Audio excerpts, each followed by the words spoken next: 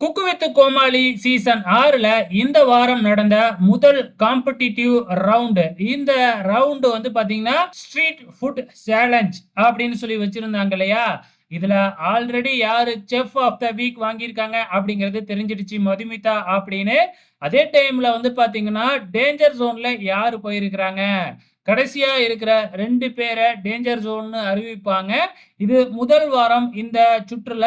So இதுல வந்து பாத்தீங்கன்னா ராஜு மற்றும் சுந்தரி அக்கா இவங்க தான் வந்து பாத்தீங்கன்னா இந்த முதல் வாரத்துல டேஞ்சர் ஜோனுக்கு போயிருக்கிறாங்க. ஸோ மத்த 6 பேரை விட இவங்க கம்மியான மார்க் வாங்கினதுனால இவங்க 2 பேரும் வந்து பாத்தீங்கன்னா இப்ப டேஞ்சர் ஜோன்ல இருக்கிறாங்க.